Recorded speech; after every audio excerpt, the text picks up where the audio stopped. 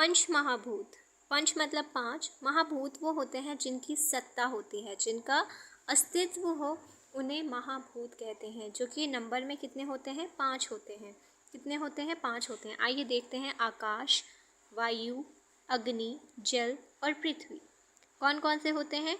आकाश, वायु, अग्नि, जल और पृथ्वी। अगर हम इनकी बात करें कि इनका कैसे ये इनके क्या क्या गुण हैं, वो हम आगे बात करेंगे। जैसे आकाश क्या होता है? आकाश रिक्त स्थान में पाया जाता है। पृथ्वी कैसी होती है? गुरु होती है।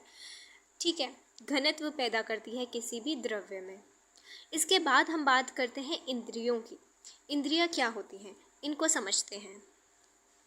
इंद्रिया, this means to tell that इंद्रिया इज द इंस्ट्रूमेंट या सोर्स ऑफ आत्मा to perceive true and comprehensive knowledge. Means ज्ञान हम जिससे हासिल कर सकते हैं, प्राप्त कर सकते हैं, उन्हें हम इंद्रिया कहते हैं। इंद्रियां हमारी 3 तरह की हो सकती हैं। सबसे पहले ज्ञानी इंद्रियां, दूसरा कर्म इंद्रियां और तीसरा होता है एक उभयात्मक मन। क्या होता है? उभयात्मक मन, MANA। ओके,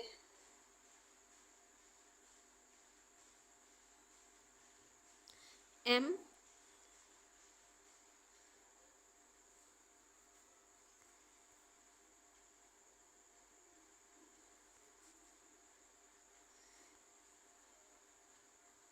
मन होता है, MANA। उभयात्मक जो कि ज्ञानी इंद्रिय भी होता है और कर्म इंद्रिय भी होता है। तो हमें क्या चीज़ समझ आई है कि हमारी इंद्रिय वो होती हैं जिनसे हम ज्ञान प्राप्त कर सकते हैं, और ये 3 तरह से हो सकती है, ज्ञानी इंद्रियां, कर्म इंद्रियां और एक उभयात्मक मन। अगर हम बात करें ज्ञानी इंद्रियों की तो 5 होती हैं। श्रोतस इंद्रिया, त्वक इंद्रिया, चक्षु इंद्रिया, रसना इंद्रिया और घ्राण इंद्रिया। इनसे क्या मतलब होता है, आइए देखते हैं। श्रोतस इंद्रिया मीन्स ईयर, त्वक मीन्स त्वचा, स्किन, जिनसे हम क्या फील कर सकते हैं, हॉट है, कोल्ड है, ये सारी चीज़ें हम फील कर सकते हैं। चक्षु इंद्रियां आइज होती हैं जिससे हम देख सकते हैं। रसना इंद्रिय से हम रस का बोध कर सकते हैं, उसका टेस्ट कैसा है। घ्राण इंद्रियों से हम स्मेल कर सकते हैं। इसके बाद बात करते हैं कर्म इंद्रियों की। कर्म इंद्रियां भी 5 होती हैं, वाक, पाणी, पाद, पायु, उपस्थ। वाक मीन्स वाणी, जो हम बोलते हैं। हैंड्स, हाथ से हम काम करते हैं। फीट, चलते हैं हम पैरों से। रेक्टम एंड एनस, जो कि मल मार्ग है। इसके बाद जेनाइटल्स। ये सारे हमारे ज्ञान इंद्रियां हैं, कर्म इंद्रियां हैं, और मन हमारा उभयात्मक होता है जो कि कर्म इंद्रिय में भी होता है और ज्ञान इंद्रिय की तरह भी काम करता है। बात करते हैं इंद्रिय पंचक की, जिसमें हम क्या क्या पढ़ने वाले हैं। जिसमें हम पढ़ने वाले हैं नेम ऑफ इंद्रिय, जो कि हमारे श्रोतस, स्पर्शन इंद्रिया, त्वक इंद्रिय, त्वचा होती है, चक्षु इंद्रिया, रसना इंद्रिया और घ्राण इंद्रिया। इसके बाद हम पढ़ेंगे उसमें बेसिक एलिमेंट्स, आकाश, वायु, अग्नि, जल, पृथ्वी में से कौन सा महाभूत प्रेजेंट है। इसके बाद हम पढ़ेंगे उसका स्थान, लोकेशन, उसके बाद उसके अर्थ पढ़ेंगे, और उसके बाद हम उसकी बुद्धि के बारे में समझेंगे। सबसे पहले यहाँ पर बात की गई है श्रोतस इंद्रियों की।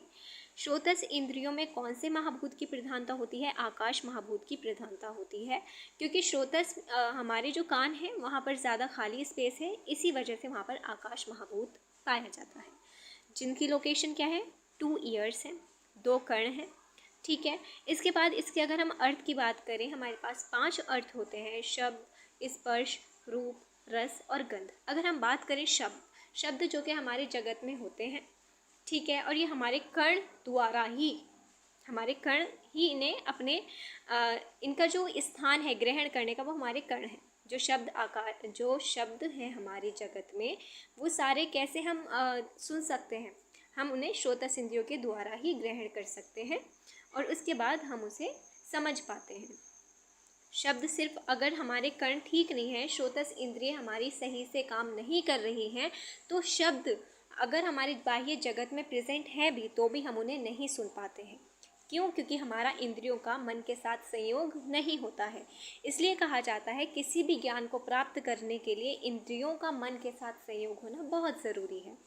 अब बात अगर हम करें स्पर्श की, हम जो चीज़ें फील कर पाते हैं, जैसे कोई हॉट है, कुछ चीज़ कोल्ड है, तो हम कैसे स्पर्श कर पाते हैं? उसे हम त्वचा के थ्रू ही स्पर्श कर पाते हैं। तो हमारी जो त्वचा है उसका जो अर्थ है वो क्या है, स्पर्शन है। इसके बाद अगर हम बात करें रूप की, रूप, कोई भी चीज़ का रूप हम कैसे देख सकते हैं, हम अपनी आँखों से देख सकते हैं। तो वहाँ पर कौन सी इंद्रियों की हमें ज़रूरत पड़ती है रूप देखने के लिए, वहाँ पर हमें ज़रूरत पड़ती है चक्षु इंद्रियों की। ठीक है। अब अगर हम बात करें रस की, रस क्या होता है, हमें कोई भी मधुर, अम्ल, लवण, कटु, तिक्त, कषाय रस खा रहे हैं तो हमें कैसे पता चलता है, वो हमें रसना इंद्रियों के थ्रू पता चलता है। इसके बाद अगर हम बात करें गंदगी की, कौन सी स्मेल है, अच्छी है, बुरी है, किस तरह की गंध है, ठीक है, वो चीज़ हमें कौन बताता है, नोज़, घ्राण इंद्रिय से हमें उस चीज़ का ज्ञान होता है। तो यही चीज़ लिखी हुई है। स्पर्शन की अगर हम बात करें तो वायु, अब आप देखते हैं त्वचा में ज़्यादातर वायु होती है, और आप देखते हैं हमारी त्वचा ज़्यादा क्या होती है, ड्राई होती है। क्यों होती है, क्योंकि हमारा वात का जो गुण है वो क्या है, तत्र रूक्षो लघु शीतकर सूक्ष्म चलो अनिल। तो रूक्ष गुण है वायु का, इस वजह से हमारी त्वचा भी रूक्ष हो जाती है अगर वायु की, वात की प्रधानता हो जाती है तो। और इसका क्या है अर्थ, स्पर्शन है, और इससे हमें स्पर्शन यानी नॉलेज ऑफ टच की प्राप्ति होती है। चक्षु इंद्रियों में अग्नि महाभूत की प्रधानता होती है, और इसकी दोनों आंखें ही इसकी लोकेशन है, स्थान है। रूप हम इससे, इसका जो अर्थ है वो रूप है, और इससे हमें नॉलेज ऑफ साइट यानी चक्षु बुद्धि मिलती है। घ्राण इंद्रियों की अगर हम बात करें, इसमें पृथ्वी महाभूत की प्रधानता होती है, और रसना इंद्रियों में जल की। आपने देखा कि हमारे जो माउथ है उसमें क्या है, ज़्यादा सलाइवा, तो वहाँ पर कौन सा महाभूत है, जल महाभूत की प्रधानता है। जिह्वा जिसका क्या है, लोकेशन है, और ये रस का बोध हमें कराता है, और इसका जो अर्थ है वो क्या है, रस है, और ये हमें कौन सी बुद्धि प्रदान करता है, रसना बुद्धि। ठीक है, नॉलेज ऑफ टेस्ट। अब हम बात करें घ्राण इंद्रियों में कौन से महाभूत की प्रधानता होती है, पृथ्वी महाभूत की, और इसकी लोकेशन नोज है। इससे हम गंध का पता लगा सकते हैं, और यही नॉलेज ऑफ स्मेल हमें देता है। हमें नॉलेज ऑफ स्मेल कैसे पता चलती है, घ्राण इंद्रियों से।